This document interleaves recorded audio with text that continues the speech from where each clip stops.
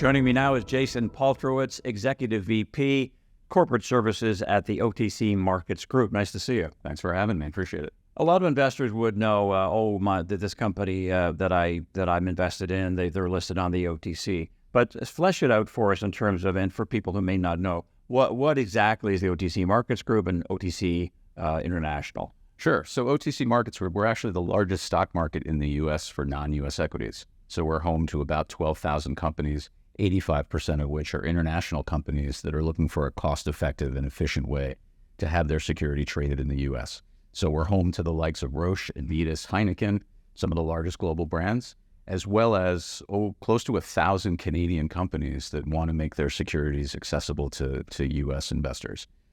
We operate 3 markets, all of which are regulated, SEC and FINRA. And the top 2 markets that we operate are premium markets, are OTCQB, which is a venture market where you'll find a lot of Canadian junior miners. And then our OTCQX market, which is the top tier of our market, again, where you'll find the likes of Roche, Adidas, Heineken, Marks & Spencer, Air Canada, right, listed there. Right. Now, your role is to drive global expansion and to spearhead diversification. How do you go about doing that? What does that entail? It's a lot of work and a lot of travel.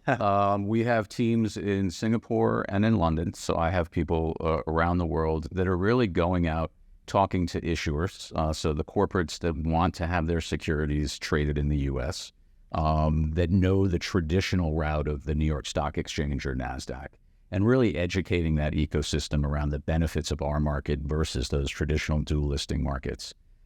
So we're constantly talking to stock exchanges, investment bankers, lawyers, anybody that touches an issuer, as well as the issuer, to kind of present our value proposition and help companies navigate what really is a different equities market in the U.S. than what they're traditionally used to in their home market. You mentioned there are about 1,000 Canadian companies quoted on the OTC.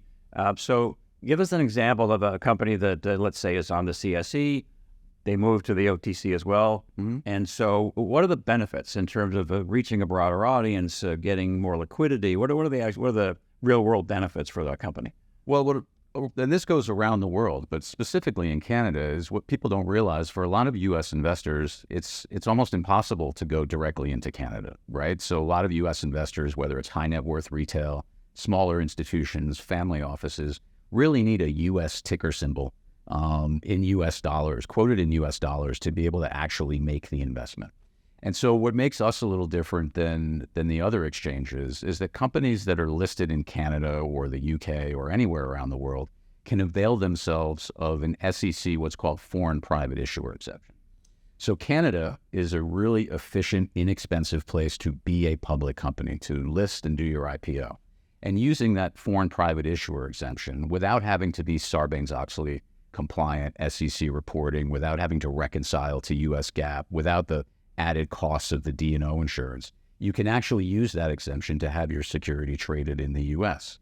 That opens you up to being able to do financings in the U.S., to expand your shareholder base in the U.S.